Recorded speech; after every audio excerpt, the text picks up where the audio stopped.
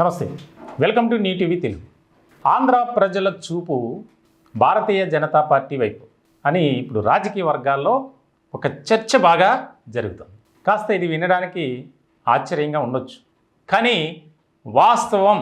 ఎందుకనంటే ఆంధ్రప్రదేశ్ ప్రజలు ఏ రకమైనటువంటి పరిస్థితుల్లో ఉన్నారు, ఇటు అభివృద్ధి కానీ మరోవైపు సంక్షేమ పథకాలు, వీటన్నిటికంటే ప్రధానమైనది ఆంధ్రప్రదేశ్కు రాష్ట్ర రాజధాని ఏంటి అంటే సమాధానం లేనటువంటి పరిస్థితి.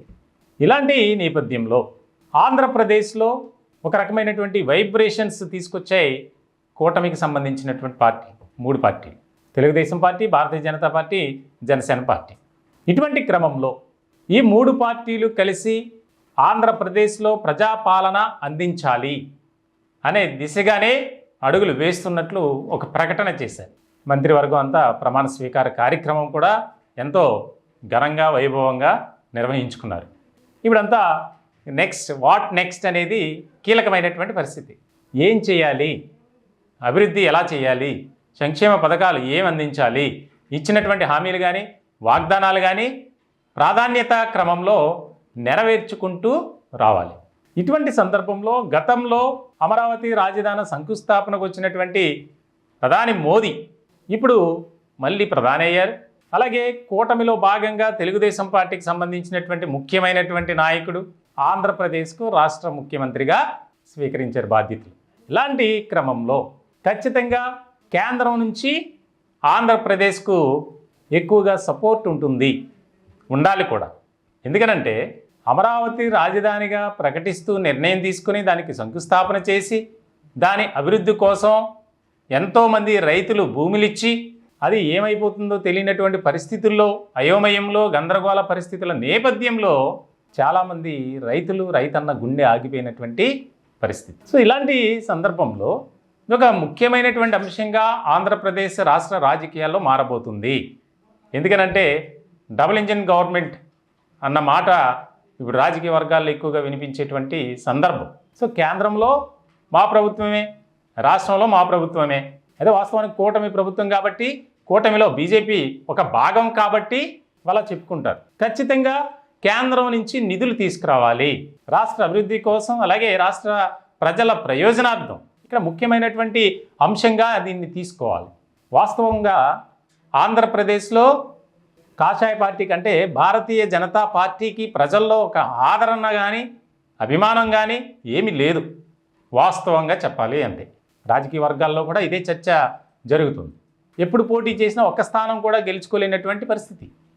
ఇలాంటి సందర్భంలో తాజాగా జరిగినటువంటి ఎన్నికల్లో 3 ఎంపీలు అలాగే 8 మంది ఎమ్మెల్యేలు గెలిచినటువంటి పరిస్థితి.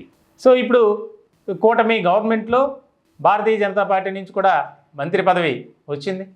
సో ఇటువంటి సందర్భంలో ఆంధ్రప్రదేశ్ రాష్ట్ర ప్రజల ప్రయోజనార్థం, అభివృద్ధి కోసం, భావి తరాల కోసం ఒక రకమైనటువంటి అభివృద్ధి చేయాలి, డెవలప్మెంట్ చూపించాలి.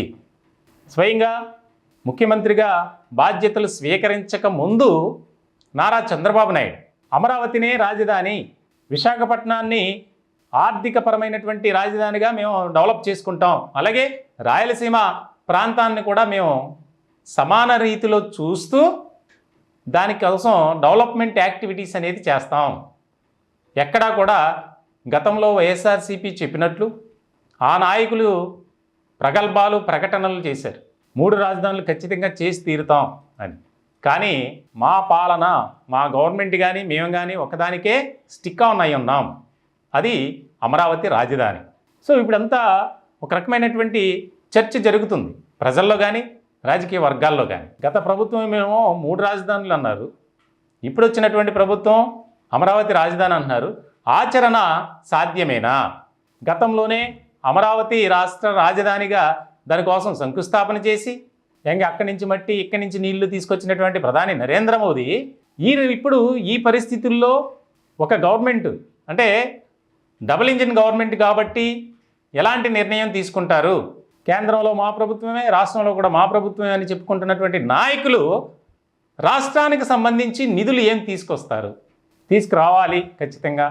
ఎందుకనంటే ఎన్డీఏలో కీలకమైనటువంటి భాగస్వామిగా తెలుగుదేశం పార్టీ చేరింది, అత్యధిక ఎంపీ సీట్లు గెలుచుకొని. సో ఇటువంటి సందర్భంలో ఖచ్చితంగా కేంద్రం నుంచి ప్రత్యేకమైనటువంటి నిధులైతే వస్తాయి. పెట్టుబడులు పెట్టడానికి కూడా పారిశ్రామికవేత్తలు ఆసక్తి కనబరుస్తారు అనేది బాగా వినిపిస్తుంది. మొత్తానికి రాష్ట్రంలో త్వరలో రానున్న కాలంలో ఎలాంటి పరిణామాలు చోటు చేసుకుంటాయి? ఇప్పటికే అమరావతి ఆ ప్రాంతంలో డెవలప్మెంట్ యాక్టివిటీస్ అనేది ఎక్కువగా స్టార్ట్ అయింది. సో మొత్తానికైతే ఒక రకమైనటువంటి చర్చ జరుగుతుంది రాజకీయ వర్గాల్లో, ప్రజల్లో.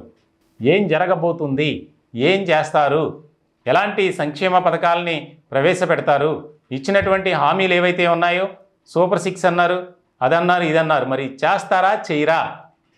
ఇప్పటి వరకు మంత్రులు ఎవరిని తీసుకుంటారు క్యాబినెట్లోకి అనేది ఒక చర్చగా మారింది.